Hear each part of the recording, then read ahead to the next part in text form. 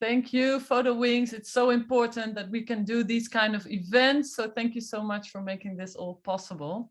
And I just asked Maggie before we started the webinar if she would like to introduce herself or if I should do it. And we decided on the last one. And she has, if you look at Maggie's bio, you will realize that she probably never has a day off. She is a busy bee. So Maggie is a documentary photographer and she specializes in humanistic stories. She's part of 7 Photo, like we are both. And she has worked in 71 countries and is still counting. Her honors include a grant from the Guggenheim Foundation in 2017, the Leica Medal of Excellence, the World Press Photo Foundation, and Pictures of the Years, amongst many and many, many others. And she has worked in Haiti for 3 decades, and Aperture published her monograph, Dancing on Fire. Thanks so much for being here, dear Maggie, for making the time. Oh, it's a pleasure. And thanks to everybody who's tuning in. It's very exciting to see people that I know, and also people who are checking in from some other country. It's always exciting. That we appreciate that. Yeah. Yeah, thanks everyone for being here.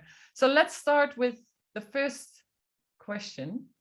I'm not sure, maybe you can start sharing your screen, or maybe you want to talk about it first. But the first question is, what is your most important photograph up to date? Oh, okay. I'm going to talk for a minute about it so that the excitement, those are not the excitement, but what is that word? It doesn't matter.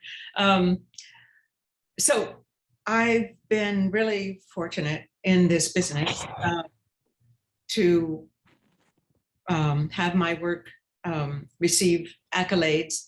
And sometimes I was looking, when I knew I was going to have to answer this question, I was looking through my archives and thinking, well, this photograph was a photograph from Haiti. Really, it was really a lucky shot, but it won me a lot of attention and it won awards, and it kind of helped put me on the map. And there were 2 or 3 pictures that I really am very close to, and I think really moved me forward in my career. And of course, we tend to like those because they did something for us, you know, and also hopefully did something for the people in the pictures or to tell the story.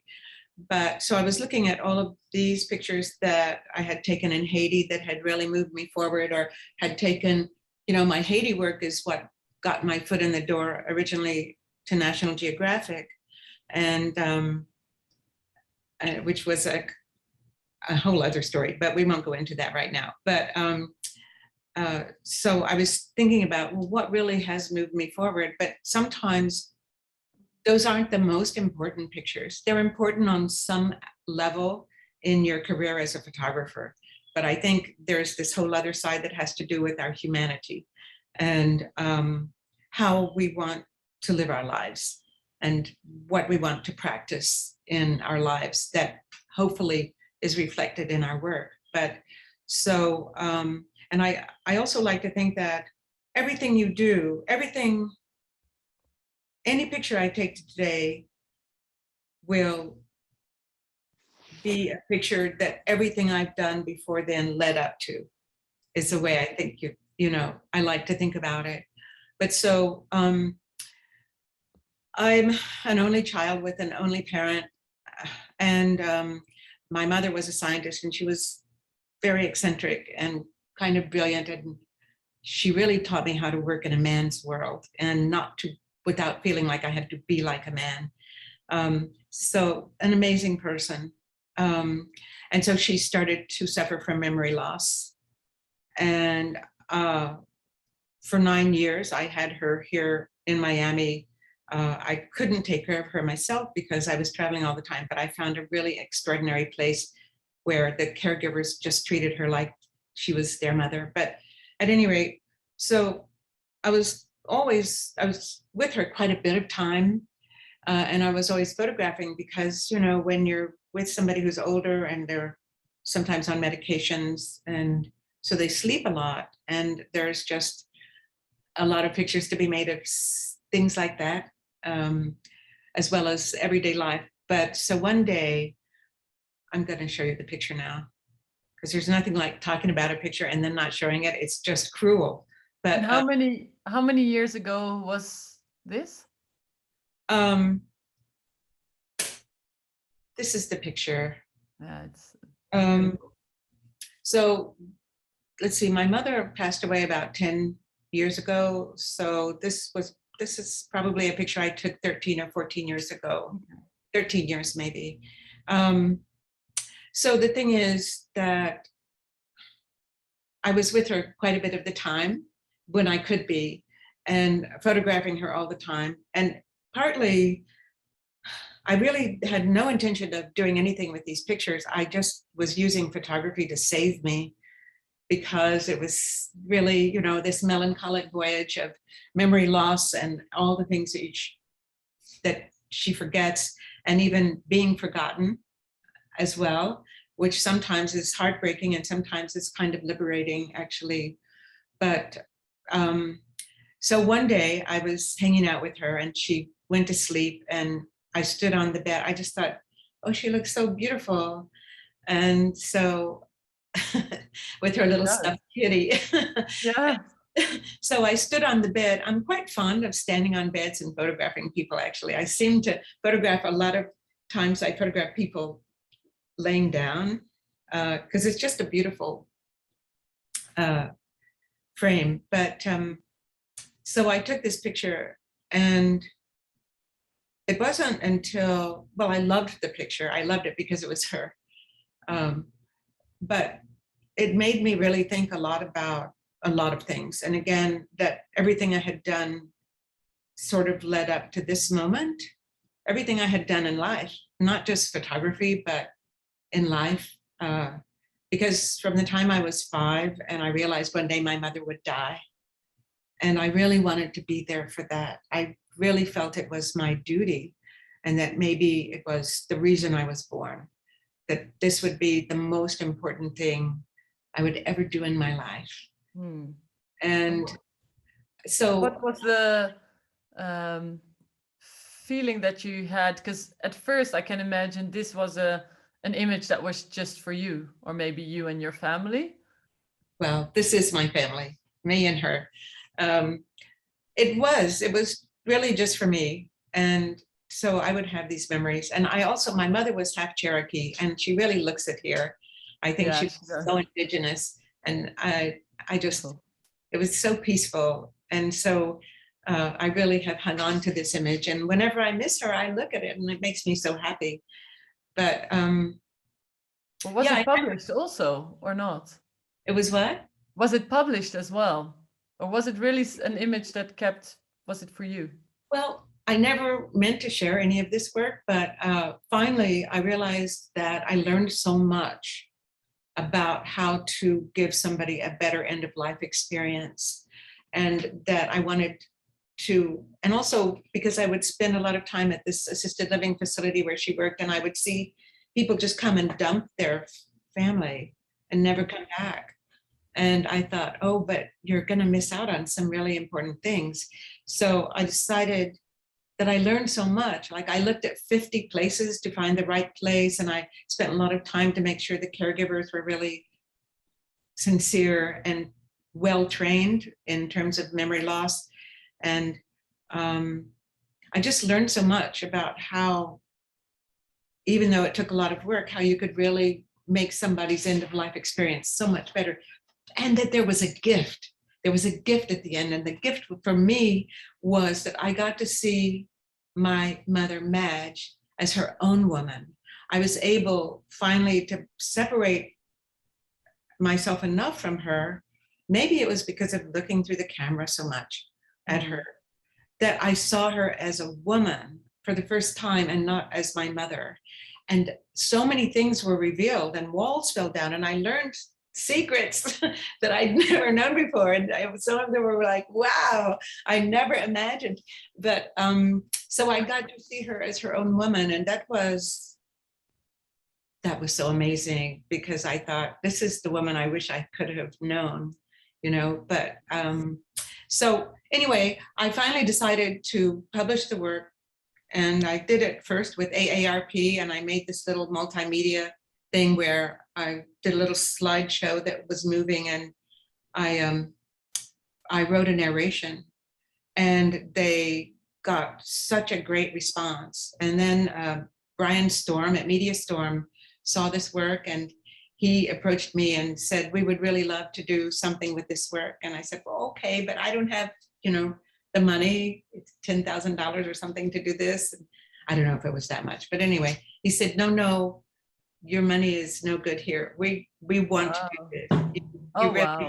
You really did something important, and we want to produce it. And they did, and they won an Emmy or something with it. But that was really generous on his part, and it gave it a widespread viewing, all of the work. And then I still to this day get emails from strangers that just saying that this work really, that they're going through the same thing, and that it gave them such encouragement and a way to look at it. And even they would say, but do you think it's all right to photograph? And I said, well, you're asking the wrong person. I'm not going to say it's wrong, because this is your family, and photographs are about memory. And look, I have this beautiful picture of my mama, and she's not here anymore, but she's here, and I get to it.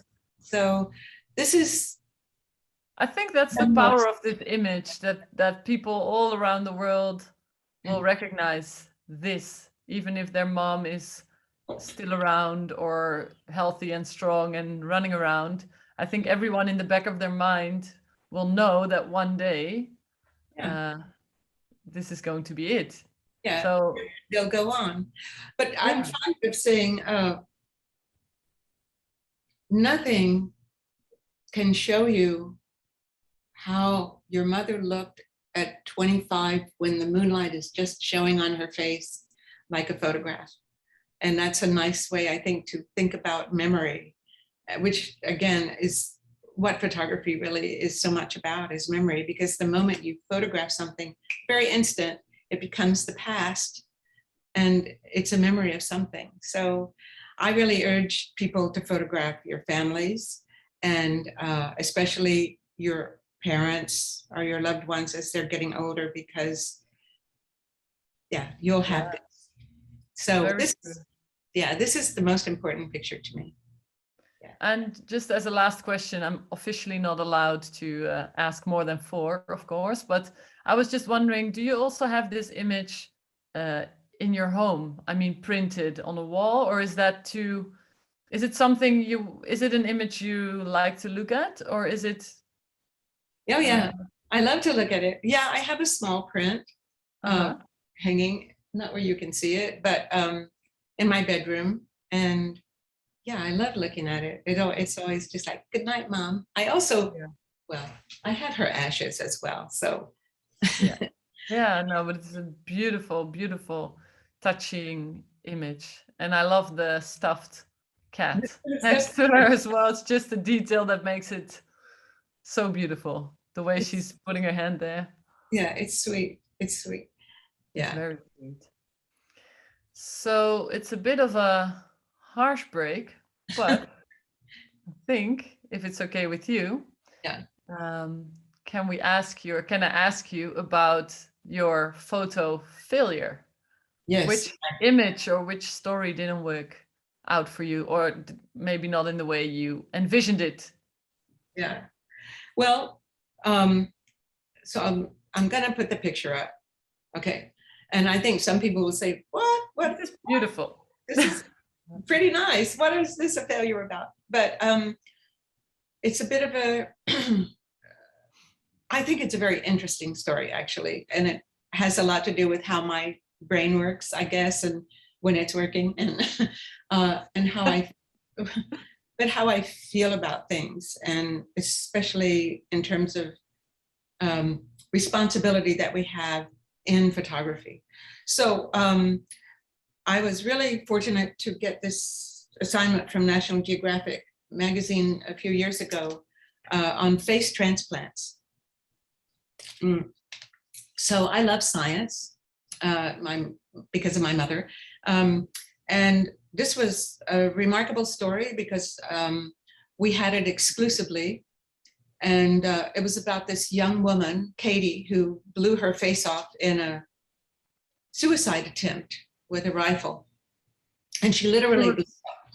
She was really young when she did that, right? She was 17. 17. Yeah. Oh, wow. That's 17 younger or than I thought. 18. A boy broke her heart. And teenagers, we did it many years ago. There was a great story on the science of the teenage brain that was, I'm trying to think of her name, damn it. A really wonderful photographer shot that for the magazine. The story was about how impetuous teenagers are. That's why they get into so much trouble, because their brains, which are also our brains, don't really mature until around the age 24 or something like that. So at any rate, Katie was upset. She blew her face off, and somehow she survived. And her parents, who were teachers, had to quit their jobs and start taking care of her. And it was amazing that she lived it all. And when they got her to the hospital, after she shot the face off, the doctors took flesh from her thigh and from her stomach, and they made this little face that had no nose, but she had like a little elephant trunk that was bent for a nose, but it was indented. And anyway, it was kind of a strange looking face, although I fell in love with it after some time. At any rate, so I had been working on it for about a couple of years, and I would go quite often to visit Katie and her family in Cleveland. She was at the Cleveland Clinic. They lived at the Ronald McDonald House nearby. They had daily doctor's visits and of all kinds. They had speech lessons. They had physical therapy every day. Every day they had things to go and do. And then they were trying to live their lives as well. And so you never knew when and if Katie would get a face. And several times a face became available, which is a thing. It's strange to talk about it, like what, a face became available, because you know how people will donate organs of all kinds, but when it comes to being asked to donate your loved one's face, that's Wow. so personal, you can imagine. And so several people, or a couple of people, said yes, but then they have to run all these tests on the person while they're still alive. Well, they might be brain dead or in a coma or something.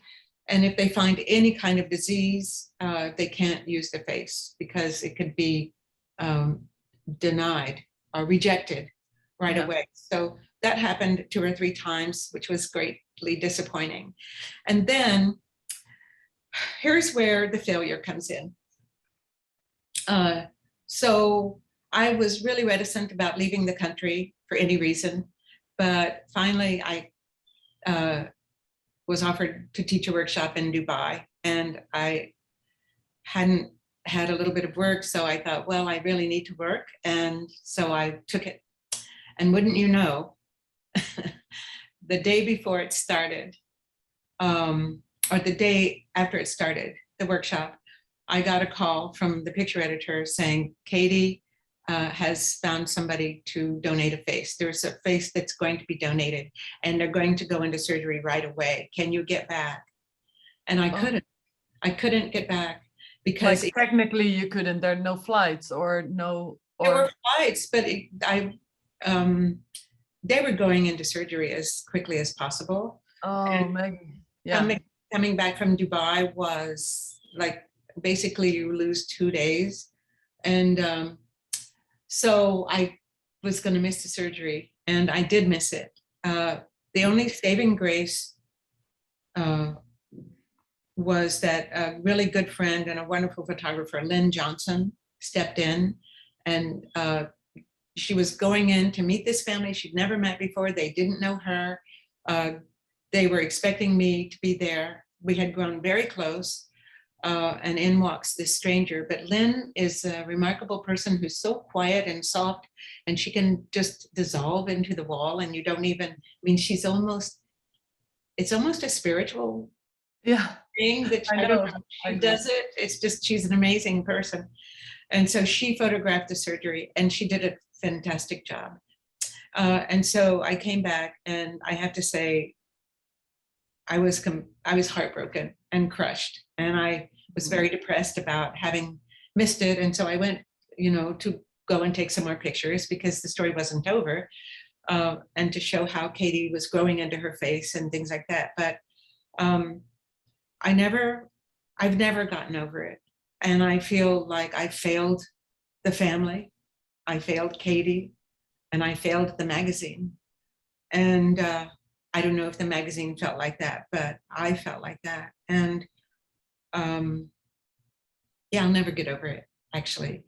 So I thought, all right, I have to find some way to redeem myself to myself and not having been there for something I had really been so excited about and looked forward to and didn't know if it would ever actually happen. And so we were photographing, both Lynn and I were photographing, and finally it was time to close the story because Katie had really grown in to her face and it was kind of having this happy ending. So I went to see them for the last time, and I had been thinking about how her parents were such warriors for their child. I mean, they had to set their whole lives aside. They had to find ways to raise money. They were extraordinary. They learned everything about the medicine. They could be doctors now. They learned so much. And they fought for Katie too. They said, well, we want to make sure she has good teeth and things like this. And I mean, she has to have a nice face. Well, it's not like you can turn down a face if it's offered. But anyway, they were warriors for their daughter. And I so admired them. And so on the last day, I said all of this to them, that I said, you're like the eagles in my culture. The ancestors fly over us and they're as eagles, and they guard us and they protect us and they hear our dreams and our wishes. And I felt like they were eagles and they were warriors for their daughter. And so I told them that this is the kind of picture I'd like to take. And they said, it sounds good, let's do it. And so this is the picture I took, and it was the last picture in the magazine. So I feel like even though I missed the climax, that I could pay homage and respect to these extraordinary people, and Katie too, for being so brave, and that I could try to make something really beautiful. And so it is the redemption. A beautiful image. It's a beautiful image, and it also went all around the world. I mean, I think many of the people in the chat now or in this webinar now have seen the image. I mean, it's such a touching image. But I can totally imagine that you were heartbroken at the time, and that you still are in some ways. To miss that climax like that is, I can imagine it's painful. Did you chat to them about it, how they felt? Because you just said you felt so guilty towards them, but yes, and they embraced Lynn. When she walked in and it wasn't me and she had to introduce herself, and I think we had talked to them as well. The picture editor had said, Maggie just is not going to make it back, and you can't ask people to hold. So this woman, it was a grandmother who had was the health surrogate for her granddaughter, and she had overdosed in a drug with drugs. So she was brain dead and she was in a coma, but they can die any minute. It doesn't mean just because they're being kept alive that they, that they won't die. And then to keep the face going, that's why they have to go right into surgery. But yes, I did talk to them, and they said, well, we were sad that it wasn't you, but Lynn was great. And they got to know Lynn, and they really appreciated how she's such a gentle spirit, and they embraced her as well. But they were so happy and so glad that here was finally this kind of miracle that was happening. That's beautiful. So it's just what I love. The reason I chose this is because it is about redemption, and that you can have a failure, but you can somehow make up for it. And there's actually a question from Sarah Terry, exactly kind of exactly about this, because I agree with her. She says this kind of became the photo from the story. I mean, I've seen it in so many places. And you were talking about redemption, but do you think you would have taken this exact photo if you would have also been, well, how does she put it? If you hadn't missed the operation, the surgery, would this photo have been there now? That's a great question. Yeah, it is a great question. But yeah, I think it would have, because to be honest, as I spent so much time over a 3-year period with these family, and they embraced me. I mean, they talked about things in front of me that I was like, oh, I probably shouldn't be hearing this. But anyway, or just family matters or something. I was like a member of the family. They were lovely to me. And I love them. I love them still. I'm still in touch with all of them, and I want to go see them as soon as COVID is kind of over, because Katie is still, she has to take a lot of medication so that the face isn't, what is the word? Rejected still, or like? Yeah, rejected. Oh yeah, it can happen. It can happen anytime. So she'll forever have to be taking these drugs that keep it from being rejected. It's a never ending thing.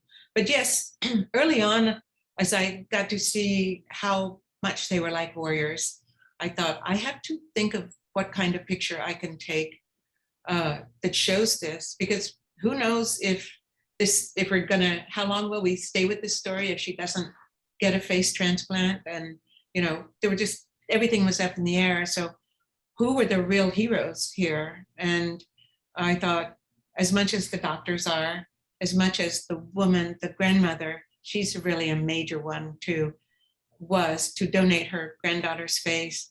But who were the people who were there constantly? And I always thought it was Alicia and Rob, her parents.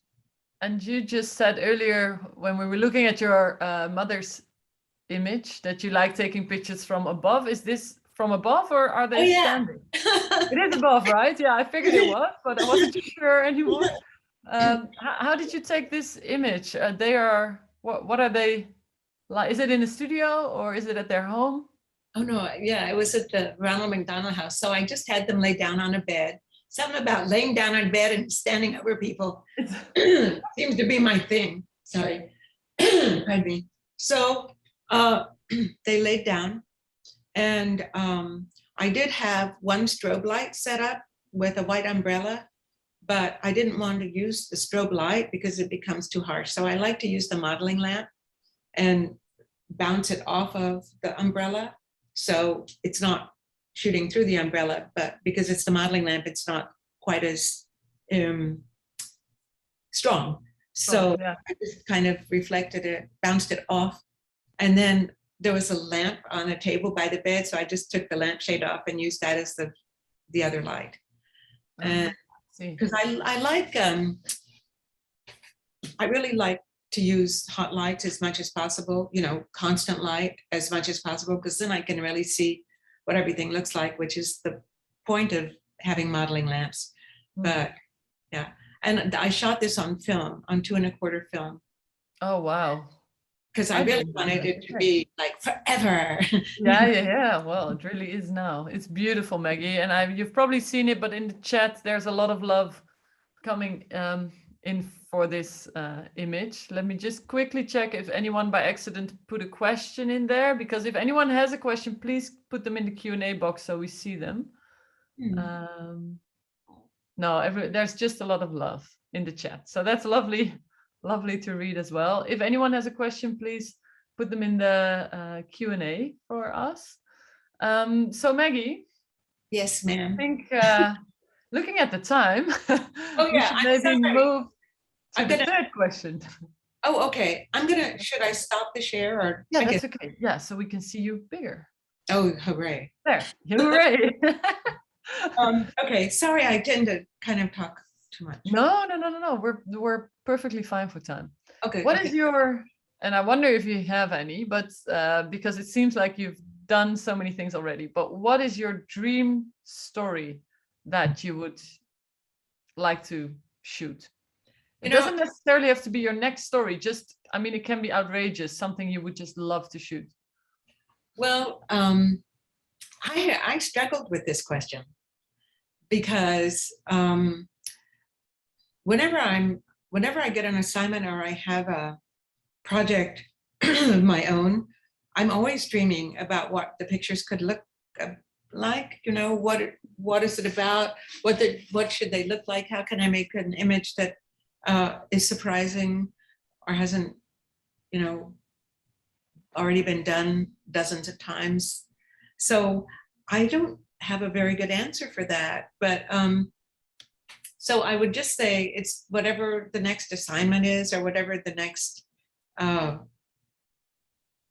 personal project that I have, which I always believe that we should have going on. It's project in your mind or one that you're working on, you mean? Both, because, you know, it's a place where you can seek solace. Like, this is not an easy business, no matter where you are in it. And there's so many things that take you from being, you know, really emotionally so excited to being really down.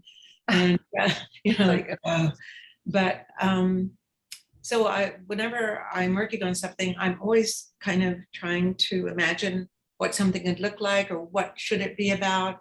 Like right now, I am working on a project where I'm photographing men with flowers, and they're men I know. I have to know them, and it's to denote that men have a gentle side as well, and that they don't often get to show it. So so I'm always trying to think, how can I make an image, you know, that's very different from the last one I made? But yeah, I don't really have a great answer for that. I mean, I was thinking. Great answer. I mean, it's not a specific one pointing out a certain project, but it's I mean, you're right. It's always good to have your next project in mind and to be working on a project and not just, Well, I was thinking, should I say that it would be to photograph Beyonce? But I don't think so. I think you just did. Hard. Put it out there. No, she's wonderful. I'm a big fan, but I don't want to photograph her because her PR people would be impossible. And so maybe, but then maybe your dream image would be an image of Beyonce, exactly, without the PR people. It can be outrageous, so that will be a good one as well. Why not? Dream big, right? Dream big. Always dream big, even if you're doing something small, even if you're going to photograph an interior for somebody, dream big. Right. Totally agree. So on that note, what would have been, or what would be your advice to your younger self, if you could give it now? I thought a lot about this too. And I guess, well, I worked really hard most of my life and in this business. And so I'm really proud that I worked so hard because it got me somewhere. And I wasn't, you know, I had a lot to learn. I wasn't a great photographer. I'm still trying to be a much better photographer. But what I guess I would say, I wasn't afraid to work hard. And if I was disappointed, I just said, okay, next time I'm going to do better. But I think I would tell myself to have a little bit more confidence in myself, which I did do in terms of being kind of fearless, but which I wish I had had a little more confidence in my work. And I wish even now I had a little more confidence in my work, because I never quite think I'm there yet, but I think, I don't know, that's just silly sometimes. I think that's just being silly. But yeah, I wonder I mean, with all the awards and honor, like all the prizes you won, I wonder, so apparently it's not in that, right? That's not where that kind of confidence comes from. Maybe a little bit, or how do you see that? Well, that has given me great confidence, yes. But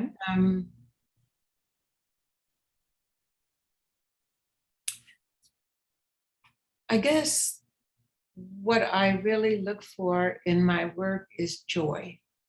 I mean, that I would have the joy of doing it. And so maybe that's what I would have told my younger self, is to have a little more joy about it. Because when we're working so hard, to move ahead, it's not always joyful. I mean, because things are really hard and there's a lot of people, and how do you stand out? And if somebody won't answer your email, or, if you call that person, are they going to respond? Or just all of the things that we are juggling as photographers in a business. So I think I would have told myself to be a little more joyful. That's great advice. I think I could give the same to my younger self. I've only been in this industry for 15 years, but it's just been, like a race kind of, like do better, work harder, take more pictures, take better pictures, Yes. Call the editor again, make it better, stand out. And then it can be very stressful. And sometimes you have to relax. I totally agree. Yeah. Or when something works out, take the pleasure in it. And it's fine. It's okay. It doesn't mean you're going to have like a huge, big ego or anything like that, which is always boring. People with big egos. It's just like, really? Yeah. Well, that's definitely not you. Like, that's what I love about you, that you're so great at what you do, but there's no arrogance about it. You won all these awards and you're just amazing and just being you. And Thanks. Yeah. Well, look how lucky we are. We're so fortunate. Even if we work hard and we make it happen, people let us into their lives. They let us tell their stories. They open the door and say, yes, come in. Yeah, I'll trust you. Yeah. And you get to see things that you might never have seen. I mean, I'm just a nobody from Texas, and I've gotten to work in 71 countries, and I've had a life I never, ever expected to have. And so that's so privileged. And I love mentoring a lot of people. I do it out of joy because it's so exciting when you can just give somebody a little boost and something happens for them. That's always exciting. So yeah, I agree. Well, Maggie, thanks a million for all these lovely answers to the 4 questions that actually turned into, I think, 7 questions. But I could have asked a lot more. And I see there are actually quite a bit of questions coming in the Q&A. So let's get to those, if that's okay with you. And if anyone else, there are already quite a bit, but let's try. If anyone else has a question, there are a few double ones. Susan and Daniel are both asking if you would do a photo follow-up of Katie and her family. Is that something? I'm planning to do that. I don't know if the Geographic will be interested, but I'm doing it for myself. And as soon as, it's safe for Katie, I want to go and do a follow-up, because we became friends, and friends with the family, and we're still in touch. And I think they're extraordinary people, and I have fun with them. And I have to say, Katie, by the way, has the most verbal sense of humor. She's hilarious, actually, which is also, just amazing. So yes, I will go back, and on my own, or maybe for the Geographic. I don't ever assume anything from any magazine. So, But it would be lovely. And I think a lot of people are curious to how she's doing and how the family is. Yeah. Looking at just the Q&A, I think a lot of people are curious on how she's doing. Yeah. Well, she's doing fine.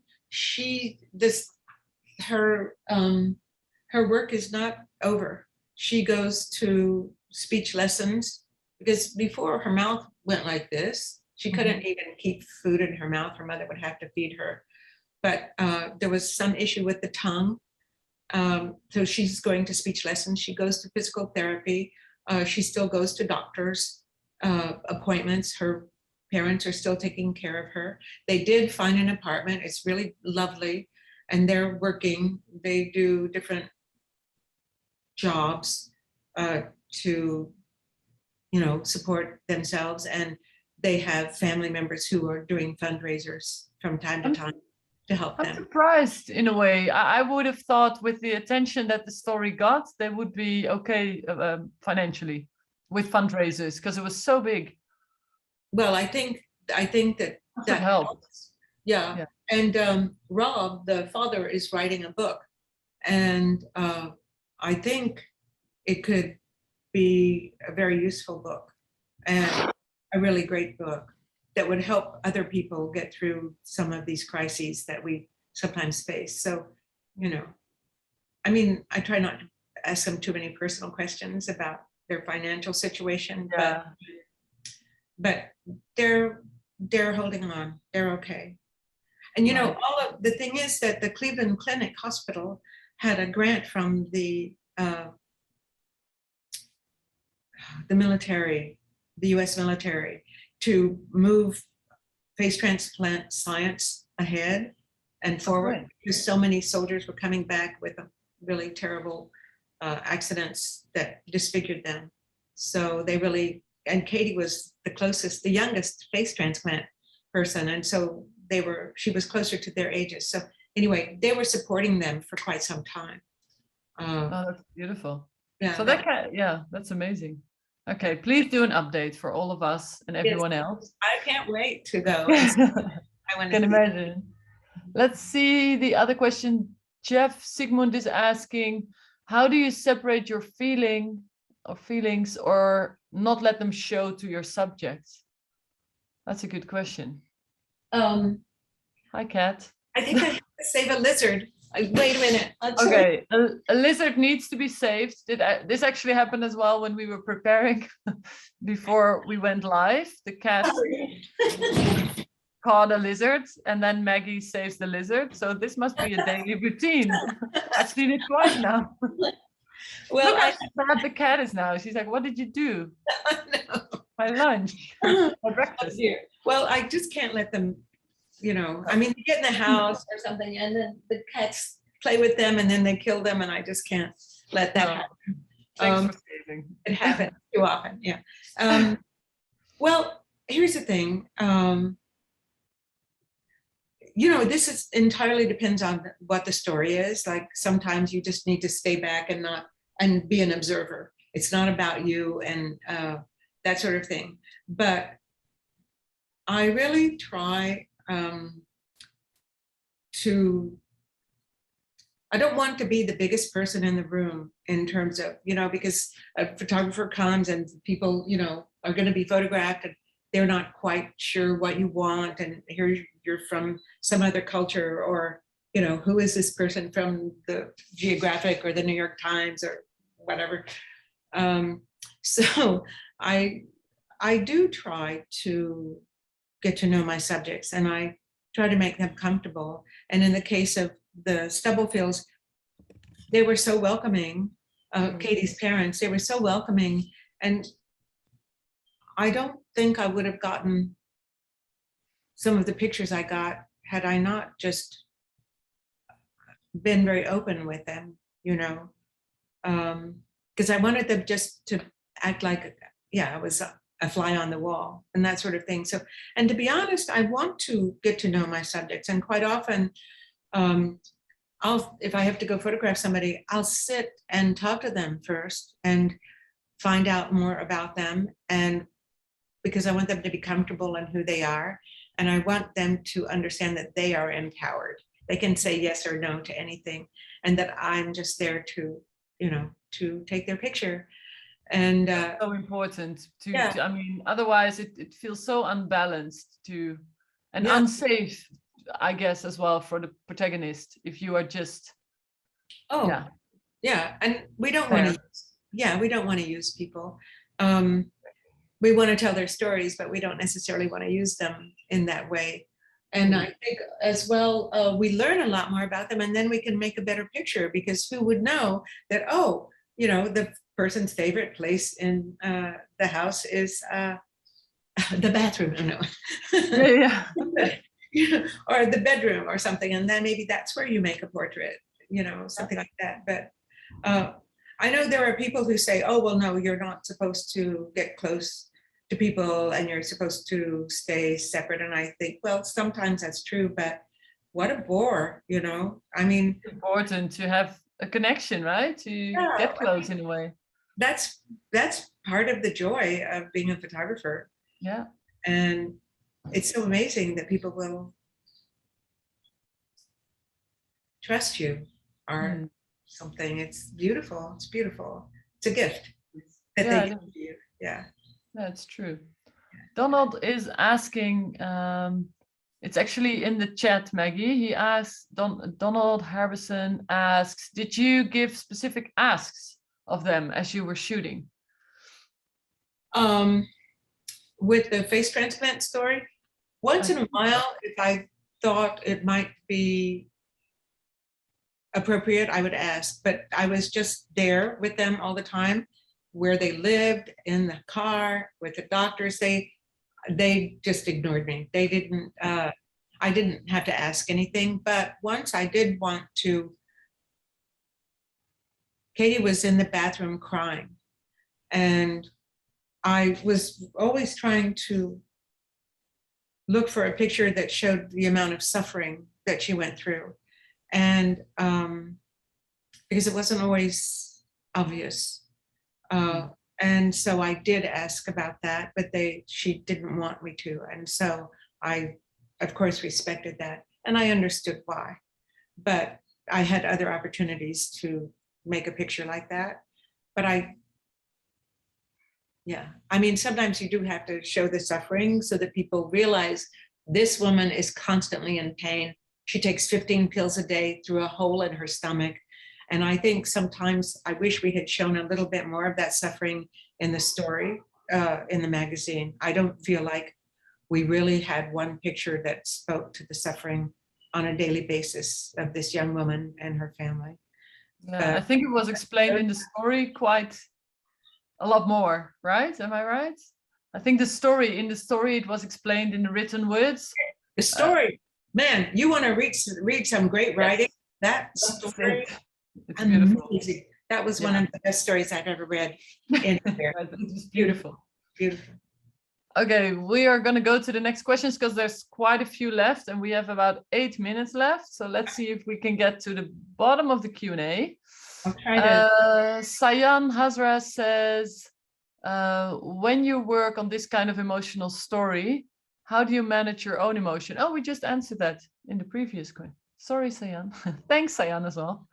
I think he means that I go home and cry sometimes. Yeah. Sometimes. Yeah. And nothing wrong with that, right? No, a good cry once in a while just sets you right back up. It gets it out, you know, it's like, yeah. Totally agree. Let me see.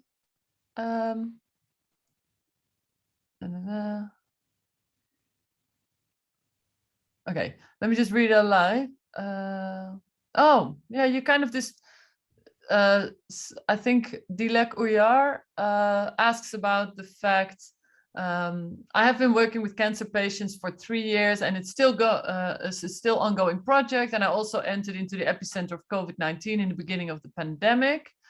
It was so hard to be in the hospital and having a relationship with patients, and it makes things easy and also hard. You kind of just talked about that, but the question is, how, Maggie, did you handle these the best way to stay close in relationship or keep distance?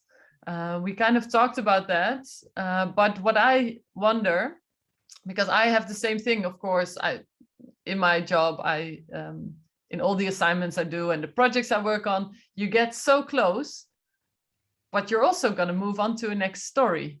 Mm-hmm. Don't you sometimes have that problem that, yeah, you just start to love the people you photographed. Some of them you work with for years or months or weeks. And then there's a next story. And it just, the group grows, right? Am I? Right. Just, yeah. Well, I always thought about it as an opportunity to make my own family, because I had no siblings and just my mama. And I always thought, well, the people that I photograph will be like my family. And so some I did stay in touch with, because Oh, like I was photographing this full-blood Cherokee family for 10 years in Oklahoma, the Wildcats, and they adopted me. And so I really loved that. They, in a ceremony, they adopted me. Oh, beautiful. And so I'm still in touch with them from time to time. And some people, I mean, yeah, you go on and you lose touch with a lot of people, but sometimes you become friends, and sometimes you're able to stay in touch with them. And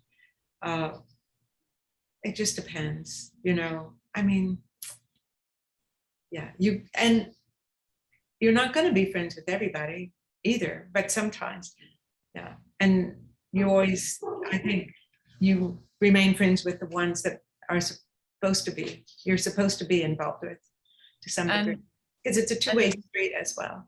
Yeah, that's very true. That's so true. Do you feel there's any use to keeping a distance? Because that was what the main question was about. I think you answered earlier by saying it's the nice part is to get close, which I agree to, but is there any, I mean, staying a bit distant, does it sometimes have a use to do that? Do you sometimes do that? Yeah, it depends on the person and what I'm supposed to do with them. Like if I was photographing Donald Trump, I would certainly keep a distance physically and in every way. But, or if I had to photograph somebody and they were being a bit difficult, I would just be very professional and, you know, very, okay, let's get this done. Here's what I need. And you agreed to do this, so let's do it. I mean, this is everybody. I think a lot of people who know me think, oh, she's so sweet and da, da, da, da, da, da, da, da. But that's what I'm thinking. Yeah. I don't get on the dark side, right? Oh, Maggie. Okay. Yeah. No, I can be tough. Boy, I can be tough. But I'd rather be nice if I can be.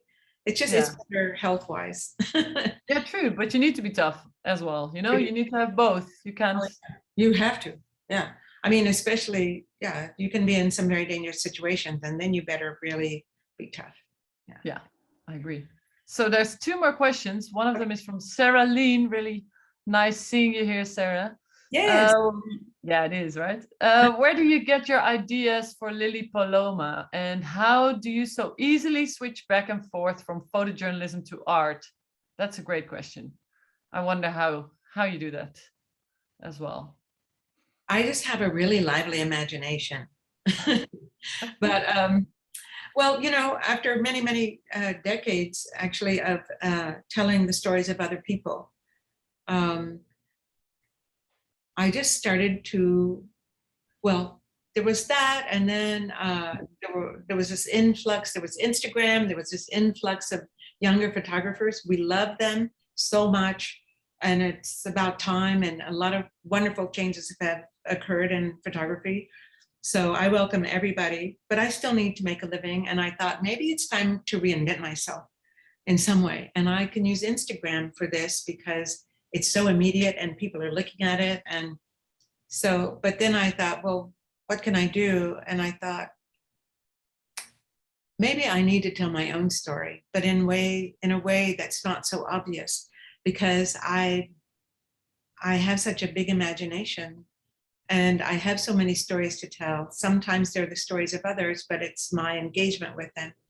Mm-hmm. And so I decided, okay, I need to make a secret place where everything is safe and I can plant ideas, and I'm not going to tell anybody about them because people are so quick to say, oh, that's been done 25 times, or, you know, oh, that's a stupid idea, or, oh, yeah, I like that idea too. I think I'll do it, or something like that. So I made this secret garden and I planted these ideas and I didn't mention them to anybody. And I just started making pictures, and I was making pictures that were not like what I normally do for, you know, documentary or photojournalism. And I was just letting myself do things that I hadn't done before and running into things. And I would see something, or I'd be with a friend and I'd say, lay down there for a minute, I did, or something, you know, I don't know. I just decided to have fun with photography. Being playful with your... Yeah, and letting my imagination go wild. And that, from that, I started making these pictures, and then I realized that this is a project, and maybe I'll have to pursue it. And so I did, and I have, and I've been really fortunate with The Secret Garden of Lily La Palma. And she's my alter ego. And I got a very handsome grant from the Guggenheim Foundation. Who would have thought? And that's really thanks to Sarah Terry, who convinced me to apply for that grant. Bless her heart. I always said, what? No, they'll never give me. And she said, you're exactly the kind of person they're looking for. I said, oh yeah, right. But anyway. I did it. That was amazing. Because yeah. I mean, the work that came from it is. But I feel like I learned, so in telling my own story, I learned how to do that from telling other people's stories. And so this idea of going back and forth between photojournalism or documentary and art is, I still think that a lot of the pictures that I make for The Secret Garden are kind of journalistic, but maybe not, I don't know. I don't know, I think it's just from having grown up by myself and just having a really wild imagination and reading a lot and thinking a lot. And yeah. So thanks for that, Maggie. There are 2 more questions. We did run out of time, but I just feel bad for not answering them. Okay, let's they did kind of come in time, like 3 minutes before. I'll be brief. Yeah, I'll be brief. Sorry? I said I'll be brief in my answers. Okay, yeah. So the last, one of the questions from Lou. Lou asks, how do you become more confident in the photos you take? I sometimes feel insecure with my work. Oh, well, we talked about that. We talked about insecurity. Lou, it never ends. It never ends. We're never completely confident. It never ends. And if it does, then maybe that's the last picture you should take. But, ooh, that's a good answer. Yeah, that's not bad. You just have to keep taking pictures and look at a lot of pictures and study the history of photography, for heaven's sakes. That's really what made me want to be a photographer. All of the things that came before us. It's amazing. Yeah. The kinds of pictures people were taking, amazing. So just keep working, keep shooting. And then the last one is a longer one from Thomas. How then you do feel if your story, the one the people you photographed gave you, is changed by the publishers and you are not 100% satisfied anymore? How do you explain this to your subjects? And thanks for your answer. I guess it's maybe referring to Katie and all the medication she had to take, and that part really wasn't really shown in the magazine as much as you maybe hoped or felt. As much as I hoped. There was maybe 1 or 2 pictures, but not the really dramatic one. So if you're going to work for publications, you have to understand that you're not, you're one of a team. You're just a part of a team. You're part of a system. They have very talented people who are editing the work. I mean, first of all, somebody wonderful gives you, thank you, Sarah Lean, for giving me that assignment and having faith in me to do it. So somebody has to have faith in you, and it was a big assignment. So I'm grateful to Sarah Lean. And then I worked with a picture editor, Kurt Munchler, who's an amazing picture editor. And that's very sweet, sometimes gruff, but very wonderful person and very excellent. And then there's a designer, and then there's the words side, and then there's the editor of the magazine. And so everybody, and then there's the advertisers. I guess they don't really get at all involved with the publication of things, but it's a team, and you have to understand that everybody has some input, and you can have a conversation and sometimes fight in a smart way for something, but it's never going to be perfect, probably. But at least it got published. You made some interesting pictures, and people got to read and learn something. And then you just have to tell your people that you photographed, well, I really fought hard for that, but it didn't happen. And I'm not the only one who can make that decision, but at least it's there. Let's look at the bright side if we can. Yeah, That's beautiful and solid advice, because very true. Never, I mean, sometimes just, yeah, you're part of a team. Let's put it that way. I Yeah, did learn this quickly. If you don't want, I'm not talking about the geographic where you have to send everything, but let's say you do a daily assignment for a magazine or a newspaper. So, and you're editing the work, selecting the work. Don't submit a picture that you don't want to see in print. Oh, that's really good advice. I always turn in too many because I want them to see how hard I worked, but in the end, it's inevitably not the picture I wanted to have. Yeah, I do too. I just think, okay, let me send in this so they know that I've actually been there and I invested. Yeah, and then they publish that one. And you're like, no, I just put it in there, so as an extra to kind of publish small, and then it ends up to be the spread. It does happen like that sometimes. It's true. And after all these years, I'm still telling myself, okay, just send them 10 pictures. It's enough. Just take it easy. Anyway, thank you, Ilvy. Thank you so much. Thank you, Maggie. It was lovely learning so much from you, and I hope you read some of the lovely comments in the chat. There's a lot of love coming in, and renewed faith in taking pictures, and yeah, there's a lot of love there for you, and very right so. So thanks everyone for being here. It was really nice having you all here. And please, on the 25th of October, there's another 4 questions on photography, and that time it will be with Stefano De Luigi. Yes, exactly. Very lovely. Such a lovely person. So wonderful.